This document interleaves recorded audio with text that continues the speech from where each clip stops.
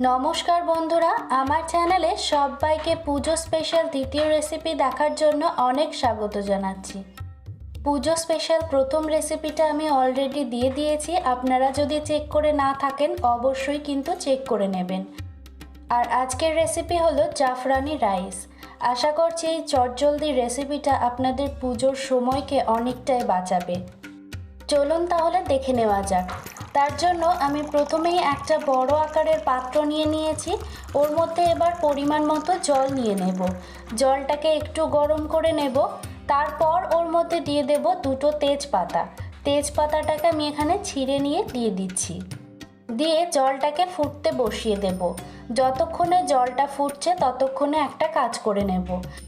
একটা ছোট্ট বাটি নিয়ে ওতে 3 টেবিল চামচ গরম জল নিয়ে জলের মধ্যে আমি 1 চিমটে কেশর দিয়ে খুব ভালো করে মিশিয়ে নিচ্ছি।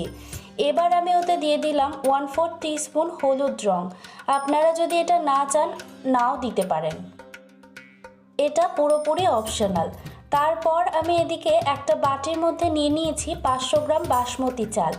এখানে আপনারা দেরাদুন রাইসও ইউজ করতে পারেন। দিয়ে পর্যাপ্ত পরিমাণে ট্যাপের জল দিয়ে চালগুলোকে 3 থেকে 4 বার আমি খুব ভালো মতো করে ধুয়ে নেব। চালটাকে আস্তে আস্তে করে ধুয়ে নিতে হবে। আর এই রকম যে কোনো অ্যারোমেটিক রাইস ব্যবহার করার সময় মনে রাখতে হবে, চালটাকে যদি আপনারা বেশি ঘষে ঘষে ধুয়ে নেন সেক্ষেত্রে চালটা কিন্তু ভেঙে যেতে পারে।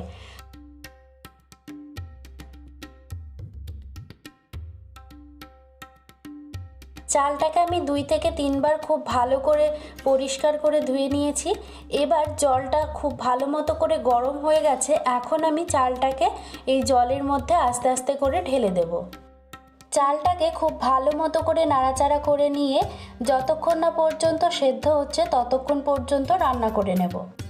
আর এই ভাতটা কিভাবে আপনারা পারফেক্টলি কুক করবেন তার জন্য আমি একটা ভিডিওর লিংক আই বাটনে দিয়ে দেব, সেখান থেকে গিয়ে আপনারা চেক করে নিতে পারবেন। তারপর আমরা নেক্সট স্টেপে চলে যাব। তার জন্য একটা কড়াই বসিয়ে নিয়েছি। কড়াইটাকে খুব ভালো মতো করে গরম করে নিয়ে এবার ওতে দিয়ে দেব 3 টেবিল চামচ ঘি। ফোড়নের জন্য দিয়ে দেব 1/4 টিস্পুন সাজিরে। দিয়ে ফোড়নটাকে কয়েক সেকেন্ডের জন্য খুব ভালো মতো করে নাড়াচাড়া করে নেব। ফোড়নটা হয়ে আসলে এবার আমি ওর মধ্যে দিয়ে দেব তৈরি করে রাখা ভাতটাকে। ভাতটা আমি রান্না করে নিয়ে ঠান্ডা করে নিয়েছিলাম। তারপর ঘিয়ের সাথে ভাতগুলোকে খুব ভালো মতো করে আস্তে আস্তে করে নাড়াচাড়া করে নেব। আর যে কোনো রাইসের ক্ষেত্রেই কিন্তু আপনারা চালগুলোকে খুবই সাবধানে নাড়াচাড়া করবেন, নাহলে চালগুলো ভেঙে গেলে পরে দেখতে ভালো লাগবে না। এখন আমি তৈরি করে রাখা স্যাফরনের মিশ্রণটা দিয়ে দিচ্ছি। স্যাফরনের মিশ্রণটাকেও আমি ভাতের সঙ্গে খুব ভালো মতো করে মিশিয়ে নিচ্ছি। আজকের ভিডিওটা সম্পূর্ণ দেখার অনুরোধ রইল আপনাদের সকলের কাছে। ভাতগুলোকে আমি জাফরানের সঙ্গে খুব ভালো মতো করে মিশিয়ে নিচ্ছি। এবার আমি এতে দিয়ে দেব স্বাদ মতো চিনি। এখানে আমি 4 টেবিল চামচ চিনি অ্যাড করছি, আপনারা চাইলে বেশি বা কমও নিতে পারেন। তারপর দিয়ে দেব 1/4 টিস্পুন নুন। দিয়ে আবারও সব কিছুকে খুব ভালো মতো করে হালকা হাতে নাড়াচাড়া করে মিশিয়ে নেব। চিনিটা যতক্ষণ না পর্যন্ত গলে যাচ্ছে ততক্ষণ পর্যন্ত কিন্তু আমাদের এই ভাতটাকে রান্না করে নিতে হবে। তাহলেই রেডি হয়ে গেল আমাদের এই চটজলদি অসাধারণ স্বাদের একটা রেসিপি, জাফরানি রাইস। আশা করছি আজকের রেসিপিটা আপনাদের সকলেরই ভালো লেগেছে।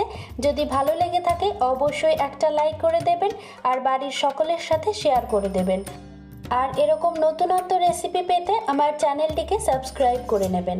আর পাশে থাকা অল নোটিফিকেশনটা কিন্তু অন করে নিতে একদম ভুলবেন না। Thanks for watching.